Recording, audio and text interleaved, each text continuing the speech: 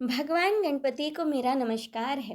हे गणेश, तुम ही प्रत्यक्ष तत्व हो, एकमात्र तुम ही करता हो, तुम ही एकमात्र धरता हो, तुम ही एकमात्र हरता हो।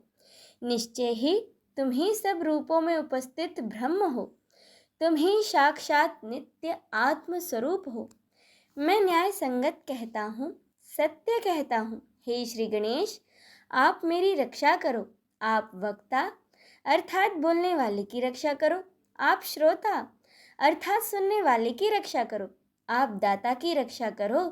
आप धाता की रक्षा करो। व्याख्या करने वाले आचार्य की रक्षा करो। आप शिष्य की रक्षा करो। आप पश्चिम से रक्षा करो। आप पूर्व से रक्षा करो। आप उत्तर से रक्षा करो। आप दक्षिण से रक्षा करो। आप ऊपर से रक्षा करो। आप नीचे से रक्षा करो। आप सब ओर से मेरी रक्षा करो। आप चारों ओर से मेरी रक्षा करो। हे गणपति, तुम ही वांग्मय तथा चिन्मय हो, तुम ही आनंदमय हो, तुम ही ब्रह्ममय हो, तुम ही सच्चिदानंद और अद्वितीय हो, तुम ही प्रत्यक्ष ब्रह्म हो, तुम ही ज्ञानमय तथा तुम ही विज्ञानमय हो। ये संपूर्ण जगत तुमसे ही उत्पन्न होता है। ये संपूर्ण जगत तुम में ही सुरक्षित रहता है। ये संपूर्ण जगत तुम में ही विलय को प्राप्त होगा। तुम ही भूमि, जल, अग्नि, वायु और आकाश हो। तुम ही चारों प्रकार की वाणी अर्थात परा, पश्चंती, बैखरी और मध्यमा हो। तुम प्रकृति के तीनों गुणों सत्व, राजस्व और तमस से परे हो। तुम जागृत, स्वप्न और सुसुप्ति इन तीनों अवस्थाओं से परे हो। तुम स्थूल, सूक्ष्म और वर्तमान तीनों देहों से परे हो। तुम भूत, भविष्य और वर्तमान तीनों कालों से परे हो। तुम मूलाधार चक्र में नित्य स्थित रहते हो। इच्छा, क्रिया और ज्ञान तीन प्रकार की शक्तियां तुम ही हो। प्रत्येक योगी जन तुम्हारा ही नित्य ध्यान करते हैं। तुम ही ब्रह्मा हो, तुम ही विष्णु हो, तुम ही रुद्र हो, तुम ही इंद्र हो, तुम ही अग्नि हो, तुम ही वायु हो, तुम ही सूर्य हो, तुम ही चंद्रमा हो, तुम ही ब्रह्म हो, भुवः भूर्वः स्वः। ये तीनों लोक तथा ओमकार वाच्य पर ब्रह्म भी तुम ही हो। गण के प्रथम शब्दांश ग का उच्चारण करने के बाद वर्णों के आदि अर्थात अ का उच्चारण करें। उसके बाद अनुस्वार अर्थात म का उच्चारण करें। इसके बाद इसे अर्धचंद्र से सुशोभित करें।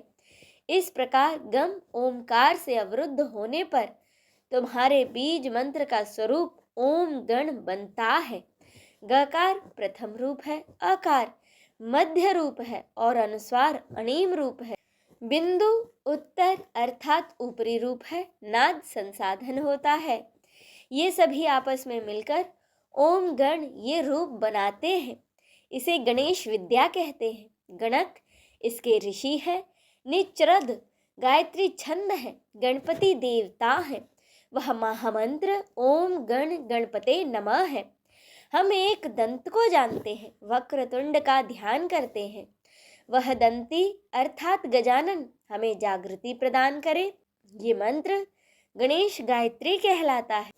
भगवान एक दंत अर्थात श्री गणेश चार भुजाओं वाले हैं। वे अपने चारों हाथों में पाश, अंकुश, अभय और वरदान की मुद्रा धारण किए हुए हैं। उनकी ध्वजा पर मूषक का चिन्ह है। वे रक्त वर्ण तथा लंबोदर हैं। उनके कान सूप के समान बड़े बड़े हैं। वे रक्त के समान वस्त्र धारण करने वाले, शरीर पर रक्त चंदन का लेप किए हुए, रक्त पुष्पों से पूजे जाने वाले हैं। वे भक्तों पर अनुकंपा करने वाले हैं। जगत का कारण तथा अच्युत है।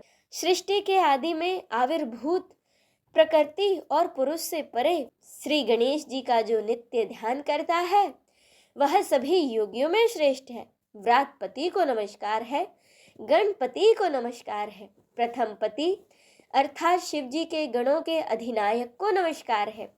लंबोदर एक दंत शिव जी के पुत्र तथा श्री वरद मूर्ति को नमस्कार है। यह अथर्वशीष है। जो भी इसका पाठ करता है वह ब्रह्म को प्राप्त करने का अधिकारी हो जाता है। उसके सब प्रकार के विघ्न बाधाएं समाप्त हो जाते हैं। वह हर जगह सुख को प्राप्त करता है तथा वह पांचों प्रकार के महान पातकों तथा उपपातकों से भी मुक्त हो जाता है। जो भी इसका सायं काल में पाठ करता है उसके पूरे दिन के पापों का नाश हो जाता है। प्रातः काल पाठ करने से रात्रि के पापों का नाश हो जाता है। जो प्रातः सायं दोनों समय इसका पाठ करता है वह निष्पाप हो जाता है। वह सभी जगह विघ्नों का नाश कर धर्म, अर्थ, काम और मोक्ष को प्राप्त करता है। यह अथर्वशीष उसको नहीं देना चाहिए। जो कि शिष्य ना हो, जो मोहवश अपात्र को उपदेश देता है वह महापापी हो जाता है। इस अथर्वशीष का सहस्त्र बार पाठ करने से उपासक जो भी मनोकामना करता है उसे वह सिद्ध कर लेता है। जो भी अथर्वशीष का पाठ करते हुए गणपति को स्नान कराता है वह वक्ता बन जाता है। जो चतुर्थी तिथि को व्रत करते हुए इसका जाप करता है वह विद्वान हो जाता है। यह अथर्वण ऋषि का वाक्य है। इसका पाठ करने वालों को कभी भय नहीं होता। जो दुर्वा के द्वारा भगवान गणपति का यज्ञ पूजन करता है वह कुबेर के समान हो जाता है। जो धानी और लाई के द्वारा यज्ञ पूजन करता है वह यशस्वी तथा मेधावी होता है। जो सहस्त्र मोदकों द्वारा यज्ञ और पूजन करता है वह मनोवांछित फल को प्राप्त करता है। जो देसी गाय के घी युक्त समिधा से यज्ञ और पूजन करता है वह सब कुछ प्राप्त कर लेता है। यज्ञ उपरांत 8 ब्राह्मणों को सम्यक रीति से भोजन कराने पर व्यक्ति सूर्य के समान तेज प्राप्त कर लेता है। सूर्य ग्रहण में, महानदी में या श्री गणेश की प्रतिमा के समीप इस अथर्वशीष को जपने से इसकी सिद्धि हो जाती है तथा वह महाविघ्न, महादोषों तथा महापापों से भी मुक्त हो जाता है। जो इस प्रकार ये जानता है वह सर्वज्ञ हो जाता है। वह सर्वज्ञ हो जाता है। ओम शांति शांति शांति। अब सुने आरती। जय गणेश जय गणेश जय गणेश देवा, माता जाकी पार्वती पिता महादेवा। जय गणेश जय गणेश जय गणेश देवा, माता जाकी पार्वती पिता महादेवा।